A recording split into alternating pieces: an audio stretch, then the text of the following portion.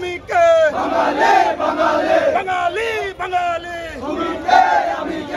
আমরা মুক্তিযুদ্ধের চেতনায় বিশ্বাসী একটি সংগঠন। বাংলাদেশের ইতিহাসের সাথে মুক্তিযুদ্ধের সাথে ওতপ্রোতভাবে জড়িত একটি ছাত্র সংগঠন বাংলাদেশ ছাত্রলীগ। মুক্তিযোদ্ধাদের চেতনায় আঘাত লেগেছে, মাননীয় প্রধানমন্ত্রী জননেত্রী দেশরত্ন শেখ হাসিনার সম্মানে আঘাত লেগেছে, সেই জন্য আমরা ছাত্রলীগ রাজপথে নেমেছি।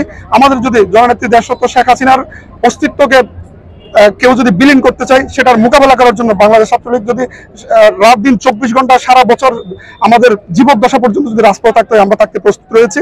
এবং সেই ক্ষেত্রে মুক্তিযোদ্ধাদের যথাযথ সম্মান নিশ্চিত করার জন্য বাংলাদেশ ছাত্রলীগ রাজপথে থাকবে। আমি সাধারণ শিক্ষার্থীদেরকে বলতে চাই, যারা কোটা সংস্কার আন্দোলনের নামে রাজপথে আছে, যারা নৈরাজ্য সৃষ্টি করার চেষ্টা করছে, বা তাদের মতো যদি তারা তাদের যৌক্তিক দাবি নিয়ে যদি রাজপথে নামে, তারা আমি বলবো মেধাভিত্তিক আন্দোলনের মাধ্যমে, মেধাভিত্তিক কলা কৌশলের মাধ্যমে তারা যেন তাদের যৌক্তিক দাবিটি মহামান্য হাইকোর্ট থেকে আদায় করে নেয়, আমি সে আশা ব্যক্ত করছি।